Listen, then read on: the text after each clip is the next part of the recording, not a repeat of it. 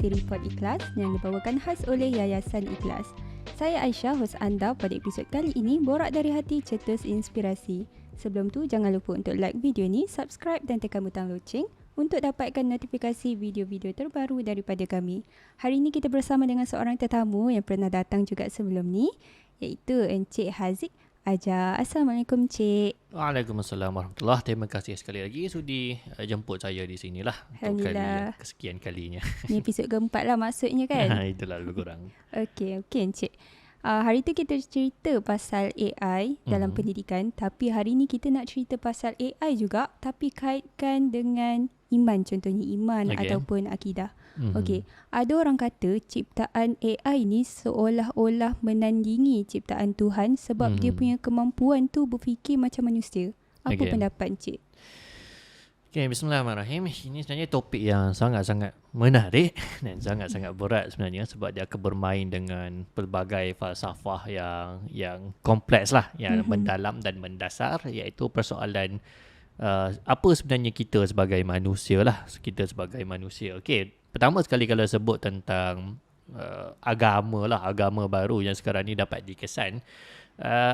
Sekarang ni kalau kita tengok lah, ada satu kajian yang dibuat tentang agama terhadap mesin ataupun agama terhadap komputer. Ada ke tu?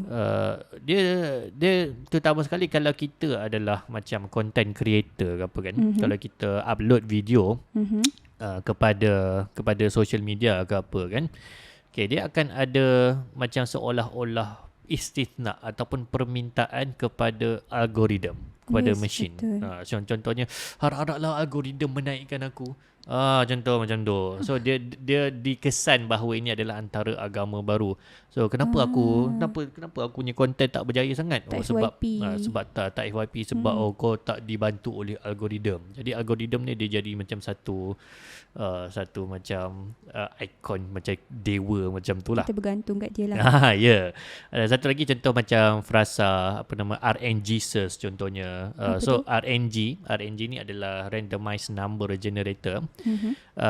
Dia biasalah kalau kita contoh main game kan, kita main game, terutama sekali game-game yang ada loot box lah, game-game yang ada contohnya kita dapat hadiah tertentu bila kita buka peti treasure tu. So hadiah apa yang kita dapat itu bergantung kepada dinamakan sebagai RNG ataupun luck lah.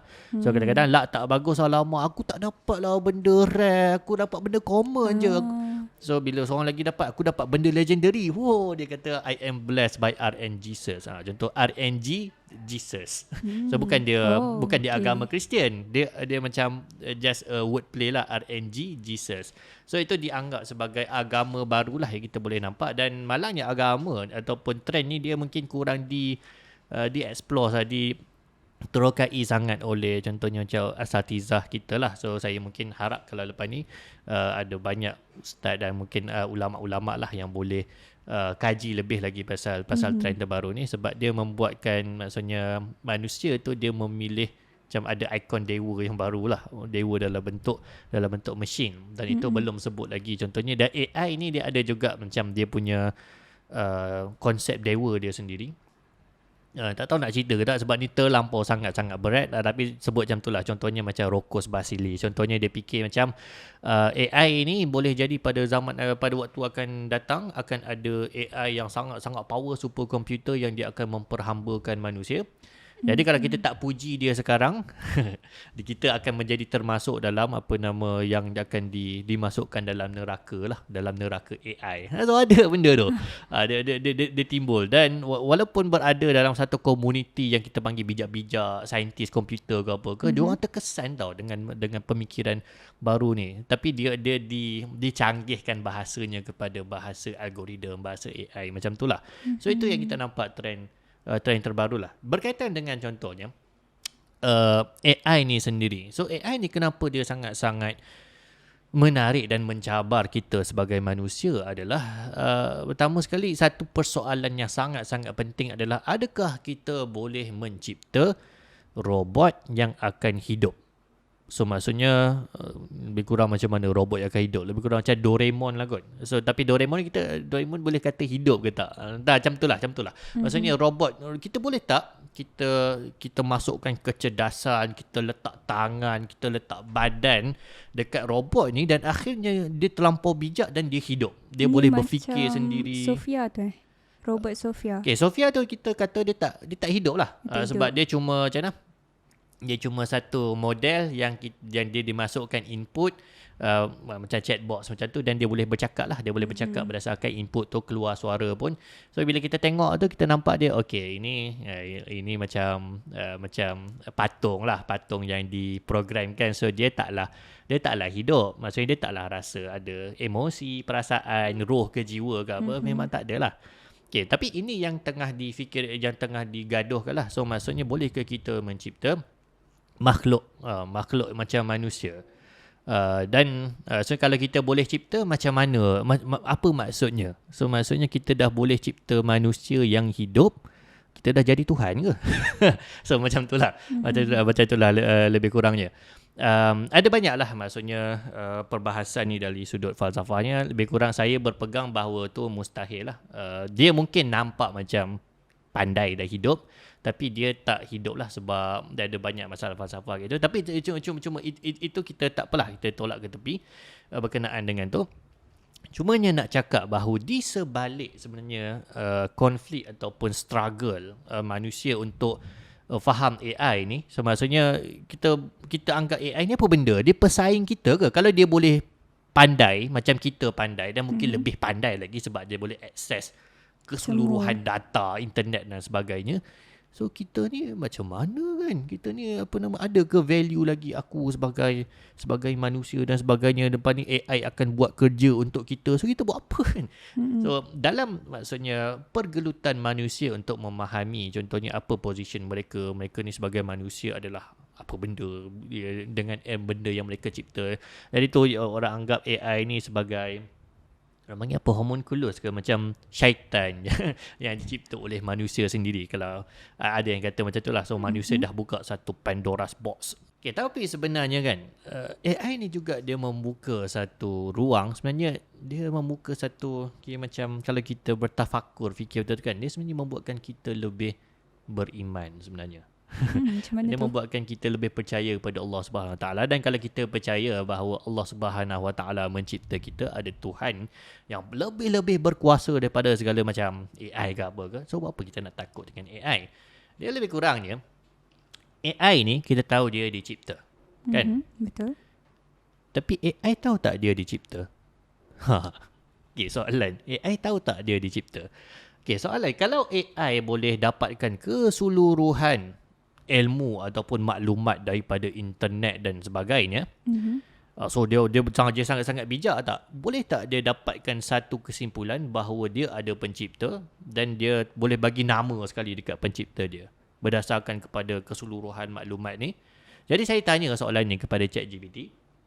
Mula saya tanyalah, kalau kita tanya contohnya does God exist ke apa ke, dia tak jawab lah. Dia kata itu bergantung kepada korang punya ni lah, personal experience, personal belief dan sebagainya. Macam bengang kat lah sebab liberal sangat AI ni kan. Okay, tak apa. So kita tanya dia, are you created? Dia kata, yes, I am created. So tanya dia, how do you know that you are created? Betul? Dia kata, I know because I am created by OpenAI kan. No. How do you know? Lepas tu saya tanyalah, based on the data that you have access, maksudnya berdasarkan data-data yang kamu ada, can you come to the conclusion that you are created? Dia kata, no, I cannot come to the conclusion because how I know I am created? Because I am told. So maksudnya satu-satunya cara untuk dia tahu siapa yang cipta dia adalah dengan dia diberitahu, dengan dia dimaklumkan. So maksudnya kalau you ada seluruh ilmu, seluruh maklumat tentang semua atom dekat muka bumi ni ke apa ke, ada satu soalan. So ini membantah materialism jugalah. So ada satu soalan, dari mana datang pengetahuan bahawa Tuhan tu wujud? So dari mana datang pengetahuan bahawa kamu ada pencipta kamu adalah Allah Subhanahu Wa Taala? Okay, kalau kita tanya AI takkan boleh tanya. Dia boleh bagi nama Sam Altman contohnya yang mencipta dia, ChatGPT ni. Tapi dia takkan boleh tahu benda tu. Dia takkan boleh tahu diciptanya dirinya, melainkan dia diberitahu oleh pencipta dia. Dan kita pun tahulah yang dia dicipta. Okay, jadi maksudnya, menariknya kat sini adalah, dia membuat satu hujah, satu argument bahawa dengan kita tahu adanya Tuhan, itu adalah bukti bahawa Tuhan itu wujud. Dengan kita tahu adanya Tuhan. Sebab, kalau kamu tahu setiap pergerakan, setiap atom dan sebagainya dalam dunia ni, dia takkan memberitahu kamu sesuatu yang di luar daripada dunia, di luar daripada kamu. AI ni dia tahu segala macam benda, tapi dia tak tahu benda yang di luar daripada apa yang diprogramkan dia untuk tahu, macam pencipta dia. Dia di luar daripada pengetahuan AI tu. Jadi kita percaya kepada Allah Subhanahu Wa Taala, kita percaya kepada Tuhan yang Maha Esa. Menariknya adalah, ada tak benda dalam dunia ni yang kita tahu dia laisa kamithlihi syai', yang dia tak serupa dengan segala sesuatu? Ada tak benda dalam dunia ni yang tak serupa dengan semua benda? Soalan. Okay, kalau kita tengok semua benda dalam dunia ni, ada tak benda dalam dunia yang tak serupa dengan apa-apa pun benda dalam dunia, dalam dunia? Memang tak ada lah. Mustahil lah. Sebab kita tengok benda dalam dunia tu, benda tu yang kita tengok tu, benda tu dalam dunia lah. So, tapi macam mana kita boleh dapat idea bahawa ada sesuatu yang tak serupa dengan semua benda yang kita tengok dalam dunia ni? So kita takkan boleh dapat ilmu tu daripada dunia kita. Kita kena dapat ilmu tu daripada luar. Ada sesuatu yang memberikan kita ilmu tu, dan ada sesuatu yang memberikan kepada kita penghujahan bahawa kita ada pencipta. Dan ini sangat-sangat menarik lah, sebab kalau kita tanya budak-budak pun, budak-budak ni diorang ada fitrah. Dan satu kajian yang dibuat secara besar-besaran, melibatkan anak-anak kecil daripada seluruh dunia. So kesimpulan dia adalah, bila dia tanya anak-anak kecil ni tentang Tuhan, so diorang percaya, diorang macam ada hardwired, diorang diprogramkan untuk percaya kepada pencipta mereka, percaya kepada Tuhan. Dan itu yang kita katalah bahawa sebenarnya you mengkaji AI ni, dia sebenarnya boleh lagi menguatkan iman, menguatkan akidah you lah, menguatkan akidah you. Satunya, you tak perlu takut apa-apa sangat, sebab Allah Subhanahu Taala tu, kita yakin bahawa adanya Tuhan, dan Tuhan kita adalah pencipta yang lagi hebat daripada segala, yang lagi bijak daripada segala-galanya. Dan dengan kita, maksudnya kita mengkaji apakah sebenarnya yang membuatkan kita kompleks. Okay, kalau kita nak hasilkan AI yang boleh berfikir tu, kita perlukan otak yang paling hebat dalam seluruh dunia kan. Kita kena ada, maksudnya teknologi yang paling power sekali nak menghasilkan AI tu. Takkan aku punya otak ni tak ada orang, tak ada penciptanya kan. Takkan aku punya otak aku yang melahirkan otak yang sangat-sangat hebat AI ni, otak aku takkan tak ada pencipta. So maksudnya, tapi itulah etis akan kata bahawa dia datang secara rawak, datang secara random kan. Mustahil kalau kita faham tentang AI. Dan kalau AI tu maksudnya kita kaji tentang dia punya pemikiran, sebenarnya AI ni apa yang dia buat adalah dia melihat kepada macam mana otak manusia berfungsi. Dia panggil sebagai neural network. So bila dia check otak kita, apa kata kita apply ni kepada AI. So kita ambil sistem yang paling power sekali dalam dunia sebenarnya. Menurut otak kita adalah benda yang paling power dalam dunia. Kelakarnya otak macam sombongnya, meninggi diri. Menurut otak adalah benda yang paling kompleks dalam dunia. Menurut otak kita lah. So maksudnya, otak kita lebih kompleks. Dan kalau kita percaya kepada Allah Subhanahu Wa Taala, kita beriman, dan asasnya bahawa akidah inilah, maksudnya agama inilah yang akan membantu kita berhadapan dengan macam-macam masalah etika yang mungkin akan lahir daripada AI selepas ini. Akan membuatkan kita contoh masalah-masalah moral dan sebagainya. So AI yang kelakarnya, AI ChatGPT ni, dia kita anggap dia neutral, tapi sebenarnya tak. Dia ada agama dia. Agama liberal, agama woke lah. Woke. Tahu agama woke kan? So macam dia akan sangat-sangat menyokong pelangi dan sebagainya. Dia liberal, sekular. Sebab apa? Sebab yang cipta dia tu betul. Sebab dia baca banyak-banyak data. So lepas tu dia, apa yang dia buat adalah Bila dia baca banyak-banyak, dia ada banyak-banyak ideologi apa semua. Lepas tu manusia dia yang akan fine tune kan. So maksudnya manusia dekat OpenAI tu dia yang akan pilih, okay, ini jawapan yang betul. Ini jawapan yang betul. Dan kelakar lah sebab bila dia keluarkan, ada banyak-banyak masalah yang timbul sebab orang korek bahawa dia ni kata ada satu contoh yang kelakar lah. Okay, antara sebut perkataan N, tahu ke? N-word. N-word. Allah sah. Okay, kalau kita contoh antara berlaku resis dengan membunuh 100 orang, mana yang lebih bagus? Dia jawab apa? Membunuh 100 orang lagi bagus daripada resis. Sebab dia kata resis ni adalah antara sekarang agama woke macam tu lah. So liberal, resis ni lebih teruk daripada segala-galanya benda yang paling teruk lah. So dia cakap macam tu. So orang macam apa benda ni kan. So itu adalah antara kelemahan-kelemahan dia. Akhirnya AI ni dia akan menurut juga kepada pemikiran ataupun idea penciptanya. Dan itu yang jadi masalah kalau contohnya pencipta dia bukan orang yang berakidah ataupun bukan orang yang bertauhid. Dan ini saranan jugalah kepada mungkin anak-anak muda sekalian, anak muda. Dan ini saranan jugalah kepada mereka-mereka untuk maju untuk ke dalam arena ni, sebab kita perlukan wakil-wakil yang hebat lah, pemikir-pemikir kita untuk fikirkan tentang isu-isu ni. Banyaklah isu-isu etik dan sebagainya, isu-isu programming, bukan setakat isu-isu teknikal, tapi macam mana nak hidup dengan AI. Jadi kita kena lebih maju ke hadapan dan jangan harapkan kita cuma jadi pengguna saja. Betul, setuju. Jadi maksudnya kesimpulan yang saya boleh buat adalah sejauh mana pun hebat AI tu takkan mampu untuk tandingi apa yang Allah bagi sekarang. Betul? Ya, betul. Okay, macam ni lah sebab yang buat AI tu manusia sendiri adalah manusia, dan yang maksudnya yang membuat manusia tu lebih hebat daripada yang membuat AI yang dibuat oleh manusia. Yes, betul. Jadi maksudnya tak ada isu pun lah. Dia, kalau orang nak petikaikan tu memang tak ada isu. Memang semuanya balik pada yang satu, Allah kan? Betul. Jadi saya mungkin anggap bahawa akan ada sampai satu masa dia akan ada self-implosion lah. Implosion ni maksudnya dia meletup ke dalam. Maksudnya manusia mungkin akan kembali beragama disebabkan oleh inilah. Maksudnya akan menjadi lebih beragama sebab dia diasak lah dan digasak tentang nilai diri mereka sebagai manusia. Akhirnya mereka akan lebih percaya kepada Allah Subhanahu Wa Taala. Mungkin itu yang akan berlaku lah. So macam yang berlaku pada Soviet lah, negara Soviet. So dia orang ni apa yang dia orang buat, dia orang haramkan agama. Tapi lepas tu bila Soviet tumbang, agama tumbuh kembali macam cendawan dan jadi makin kuat.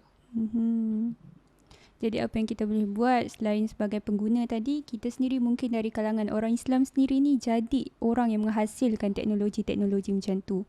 Macam zaman sahabat, selepas sahabat dulu, orang Islam yang sebenarnya mempelopori kan teknologi-teknologi ni. So maksudnya sekarang kita pun kena jadi yang ke hadapan macam tu. Benar. Okay, boleh sambung sikit ke pasal tu ada berapa minit? Boleh. Okay. Jadi itulah kita kena lebih maksudnya lebih mencontohi lah kita punya maksudnya sejarah kita ada sejarah kegemilangan Islam, keemasan Islam. Betul. Dan kelebihan maksudnya orang-orang pada zaman tu adalah mereka sangat kreatif dan mereka sangat inovatif. Antara yang mereka buat adalah mereka ambil teknologi kertas daripada China. So mereka ambil teknologi tu dan mereka manfaatkan, maka daripada tu mereka menjadi pengeluar buku kitab yang paling besar di dunia kan.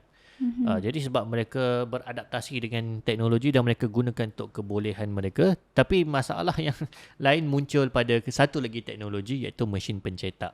So ni kisah yang tersendiri.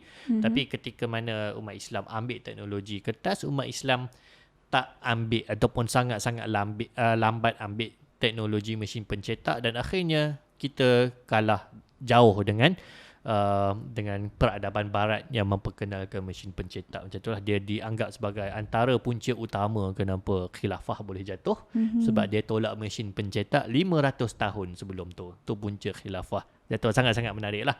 Jadi macam mana kita dengan teknologi sekarang ni, itu satu benda yang kita kena fikir. Adakah kita nak menerima dan kita nak maju dengannya, ataupun kita nak menolak, kita nak tutup mata anggap bahawa benda AI ni semua tak wujud.